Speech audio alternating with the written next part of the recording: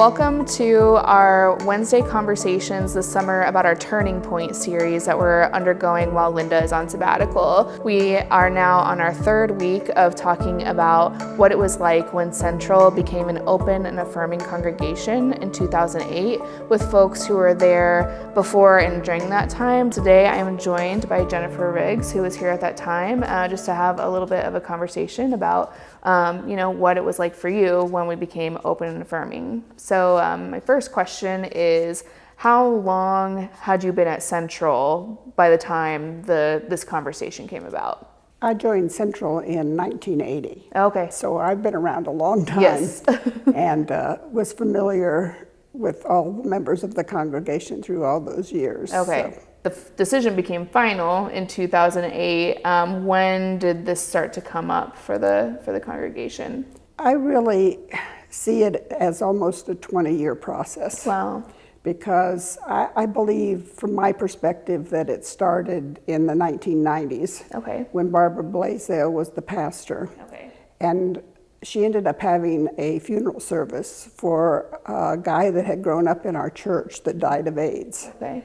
And the way she responded to the gay community at that time sort of opened the doors for them to have a relationship with her over the next few years. Okay.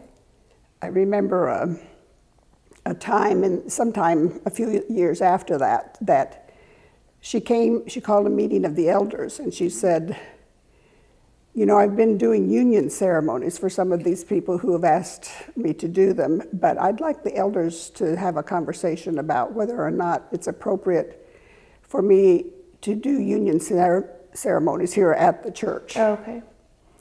And it was really kind of funny because the person I would have least expected to respond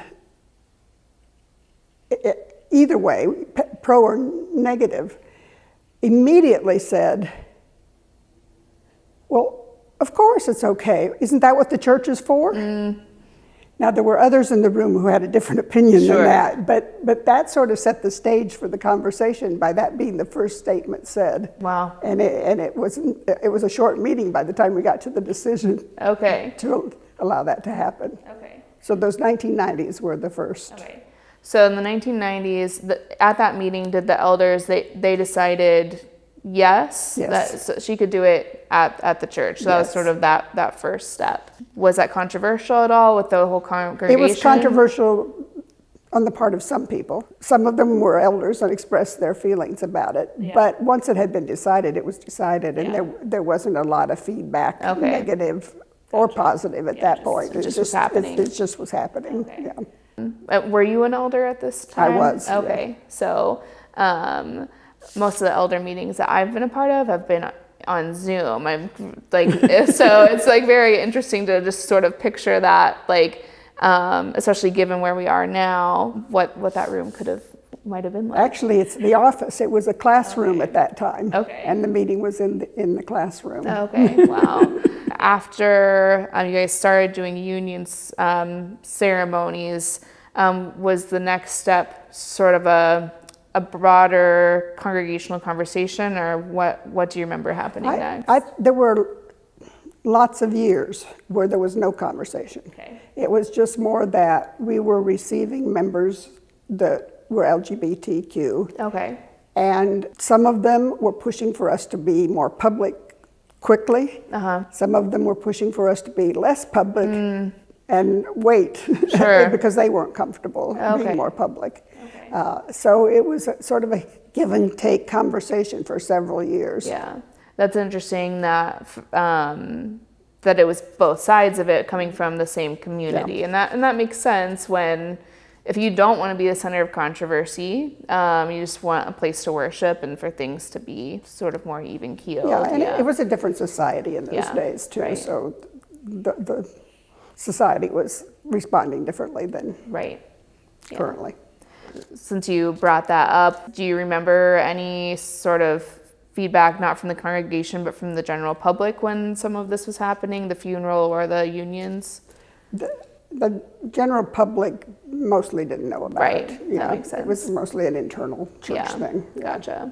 When did the more formal, process start up? And could you tell us a little bit more about what your part in that was? I don't remember timeline, but Sure. the disciples produced a discernment process with a book, and we broke the congregation down into small groups. I don't remember, maybe 6 to 8 groups we had with 6 to 8 people in them to discuss that book, and it was several weeks in a row kind of thing. Gotcha. And so there was lots of conversation about it, and more beginning to talk about being open and affirming at that point. Yeah. My involvement was basically in terms of, participating in those groups, and eventually, when it got to the point of going to the board, I was a board member. Gotcha. Okay.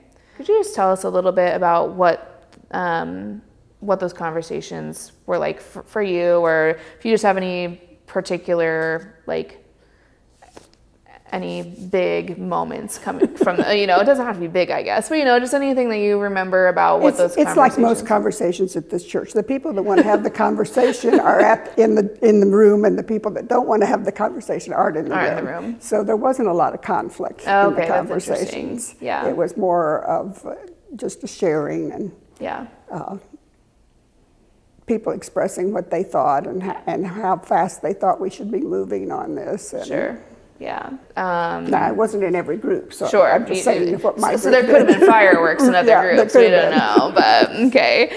Actually, what I remember the most about the group I was in, we had a gay person in the group who was very upset, a new member of Central. He was very upset to learn that Linda wasn't gay, because that was before Linda had expressed that, and so his understanding of her was different.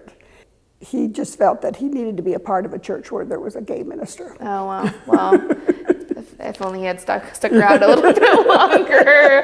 Oh, yeah, wow.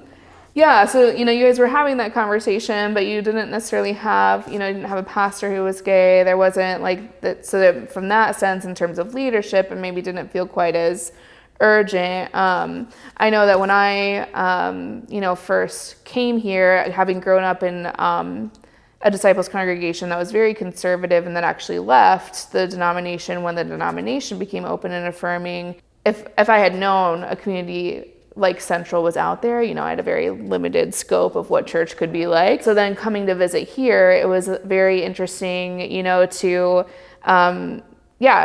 see a gay pastor, to see at the time, Ken Cook was the chair of the elders. So to have so many different positions in the church be filled by people who are part of the LGBTQ community was really, really cool for me to see, because I was like, yes, this is what I really want the church to be able to be like. So that was 2008. Did the church leadership change much in the immediate aftermath of that? Or were people who were part of the community kind of already serving, but it wasn't in an official capacity? What was that kind of changeover like? I would say it was not so much related to leadership. I mean, we had some people who left the church. Okay. And some of them were leaders. Gotcha. So there was change, but it was due to their conservative ideas and not feeling comfortable to remain here. But those were the folks who maybe did not come and participate in that's very interesting. Yeah, okay. Do you remember, was there a percentage of the congregation that left that you kind of remember, or was it? It was a very small percentage. Okay. Yeah. And then I know, since then we've had a lot of visitors who have said, they found us online specifically because we're open and affirming. They were looking for that kind of church. So it's kind of interesting, how so much of things have reversed in many ways. That's one of the things that interests me about disciples, is this idea of Christian unity. But inevitably, when you take stands on social positions, some people are going to like that and some people are not. And so that's always interested me about our denomination. We have this commitment to unity, but we also have commitment to the marginalized and to being as inclusive as we can. And that's going to cause some friction. So, it's been 14 years, it'll be 14 years this September since we became Open and Affirming. How has Central continued to sort of evolve and change related to the issue of LGBTQ inclusion? And then also, do you have any ideas of where you'd like to see us go even beyond now? I think we've obviously become more public about it. We participate in the Gay Pride Parade, have a booth at the festival for Indianapolis each year. There are some members that feel like we're not being as vocal about it as we need to be. We don't have the signage we should be having and that kind of thing. And there's others that say, well, we are, what difference does it make whether we have signage or not? But so I think we're growing in people understanding that we stand for that. Yeah, I know. So again, this was before I was connected to Central at all. I was an intern for the Indiana House Democrats, and this was the year that Freedom Indiana was pushing back against the amendment that would have made gay marriage illegal in the Indiana Constitution. And I remember coming into work and being very surprised to see all these clergy who were out in support of gay people. Like, it was, again, like, this is something that I supported but never had seen, like, clergy really support before. But one, I think, really cool thing about Central is there's this external presence too of, when rights for anyone as based on any identity are under attack, there's people at Central who show up, and going into another election cycle that is looking increasingly like it's going to be marked by some of these issues that, again, I think it's going to be, an important part of Central's witness in the community to continue to be vocal that no matter who you are, you're welcome both in this building and in our society. Yeah, that's an issue across the country, and we're joining the conservative side of the states and I'm sure that we'll be involved in public action as a response. Yeah, that's great.